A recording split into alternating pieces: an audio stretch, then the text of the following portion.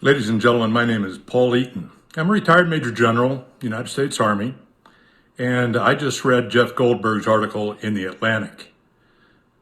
I got to tell you, it was a tough read where you have the President of the United States calls the American military losers and suckers, particularly those who gave their lives.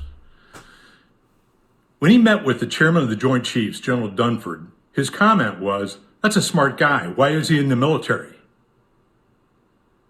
I'm pretty unhappy with you, Mr. Trump.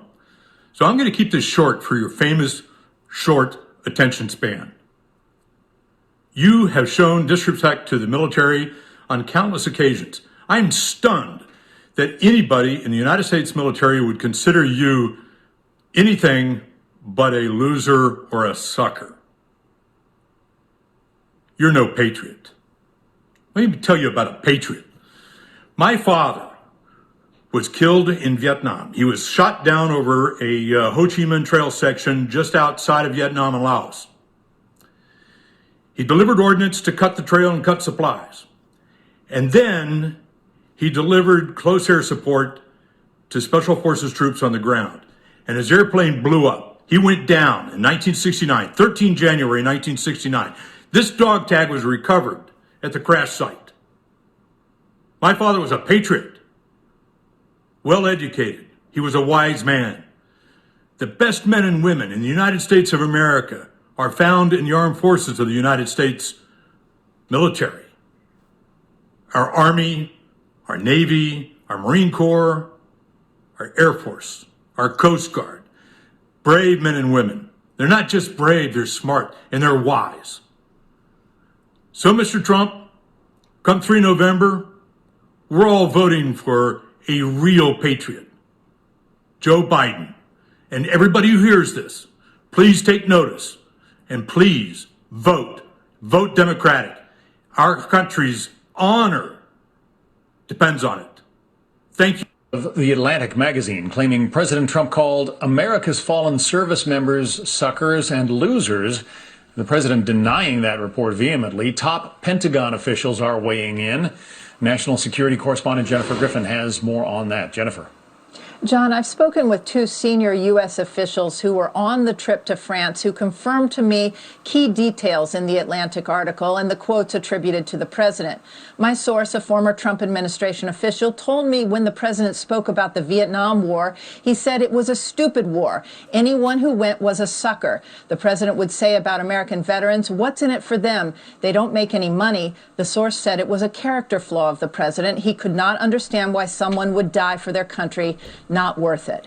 Regarding the French trip to mark the end of World War I, according to this former official, the president was not in a good mood. French President Macron had said something that made him mad. He questioned why he had to go to 2 cemeteries. Why do I have to do 2? His staff explained he could cancel, but he was warned, they, the press, are going to kill you for this. The president was mad as a hornet when they did, according to this source. When asked if the president could have driven to the Aisne-Marne cemetery, this former official said confidently that there was not a security reason not to drive to the cemetery, which was about 40 miles from Paris. Quote, the president drives a lot. The other world leaders drove to the cemeteries. He just didn't want to go.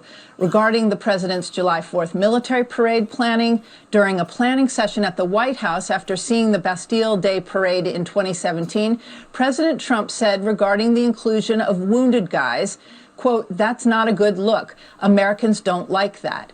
Regarding Senator McCain, the president, according to this source, just hated John McCain. He always asked, why do you see him as a hero? 2 sources confirmed the president did not want the flags lowered after McCain died, but others in the White House ordered them at half-mast. There was a standoff, and then the president relented. But referring to people as rapists, referring to John McCain, a war hero, 5.5 years as a POW, and you call him a dummy. Is that appropriate in running for president? Okay, you got to let me speak, though, Frank, because you interrupt all the time, okay? So, no, I know him too well. That's the problem. Let's take John McCain. I'm in Phoenix. We have a meeting that is going to have 500 people at the Biltmore Hotel. We get a call from the hotel. It's turmoil. Thousands and thousands of people are showing up. 3-4 days before, they're pitching tents on the hotel grass. The hotel says, we can't handle it, it's going to destroy the hotel. We move it to the convention center. We have 15,000 people. The biggest one ever, bigger than Bernie Sanders, bigger than 15,000 people showed up to hear me speak, bigger than anybody, and everybody knows it. A beautiful day with incredible people that were wonderful, great Americans, I will tell you. John McCain goes, oh boy, Trump makes my life difficult. He had 15,000 crazies show up, crazies. He called them all crazy. I said, they weren't crazy. They were great Americans. These people, if you would have seen these people, I know what crazy is. I know all about crazies. These weren't crazy. So he insulted me, and he insulted everybody in that room. And I said, somebody should run against John McCain, who has been, you know, in my opinion, not so hot. And I supported him. I supported him for president. I raised $1 million for him. It's a lot of money. I supported him. He lost. He let us down. But, you know, he lost. So I never liked him as much after that, because I don't like losers. But Frank, let me get to it. He hit me. He's not a war hero. He's a war hero. He's a war hero. 5.5 years. He's a war hero because he was captured. I like people that weren't captured, okay? I hate to tell you.